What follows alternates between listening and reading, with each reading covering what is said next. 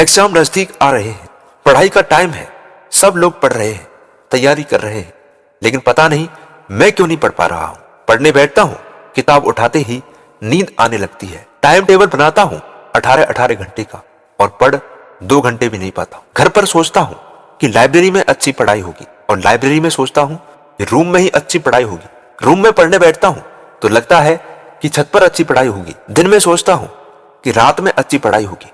मेरे दोस्त पढ़ने वाले ना रूम लाइट की रोशनी में पढ़कर भी सफल बन गए और ना पढ़ने वाले बड़े बड़े एसी कमरों और लाइब्रेरीज में भी नहीं पढ़ पाए, क्योंकि पढ़ने के लिए बेहतर जगह नहीं, एक स्ट्रॉन्ग डिसीजन की जरूरत होती है।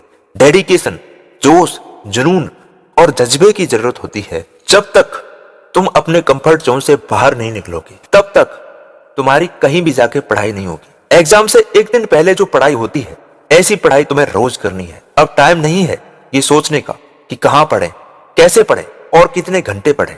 अब तो आर या पार की लड़ाई है। अब तो इस पार या उस पार की लड़ाई है। एग्जाम में चाहे 4 दिन बचे हों या 40 दिन, हर एक दिन को, हर एक मोमेंट को अपना गोल्डन पीरियड बना लो। अब तुम्हें लगातार पढ़ना होगा।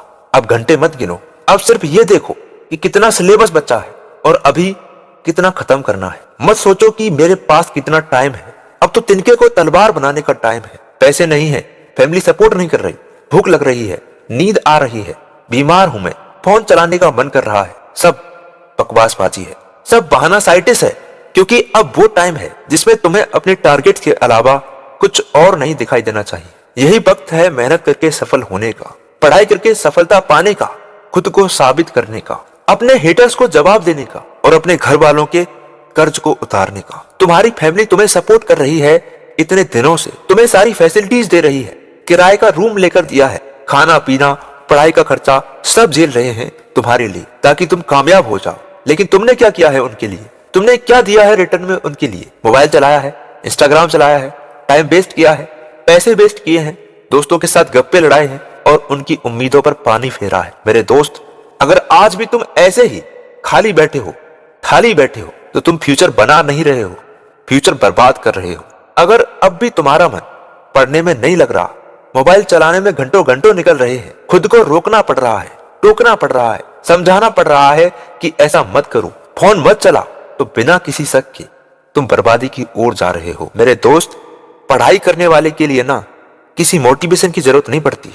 उसके लिए उसके माँ बाप का संघर्ष ही सबसे बड़ा मोटिवेशन होता है। इस बात को हमेशा याद रखो कि तुम अपने माँ बाप के कर्जदार हो और अब वक्त आ गया है उनका कर्ज उतारने का। एक डॉक्टर का काम होता है बीमारियों का इलाज करना, एक सैनिक का काम होता है सीमा पर जंग लड़ना और एक स्टूडेंट का काम होता है पढ़ाई में अपनी जी जान लगा देना। इसलिए जो काम तुम्हें अभी सौंपा गया है बस उसी पर फोकस करो। कामयाब होने के तो हजारों रास्ते हैं, लेकिन इस मोमेंट पर तुम जो कर सकते हो तुम्हें बस वही करना है। आप कितने इंटेलिजेंट हो, गंवार हो, होशियार हो, कितने दिन पढ़ने गए भी या नहीं गए, ये सब धरे की धरे रह जाएंगे, क्योंकि लोग सिर्फ रिजल्ट देखते हैं। और जिस दिन तुमने अपना रिजल्ट सुधार लिया, तुम्हारी सारी कमियां उसके नीचे दब जाएंगी। इस दुनिया में कोई भी इंसान आइडियल नहीं होता, सबके भीतर कुछ ना कुछ कमी होती है। कहते हैं कि किताबें भले ही ब्लैक एंड व्हाइट होती हैं, लेकिन जिस किसी को इन किताबों से लगाव हो जाता है, ये उसकी जिंदगी को रंगीन बना देती है। याद रखना,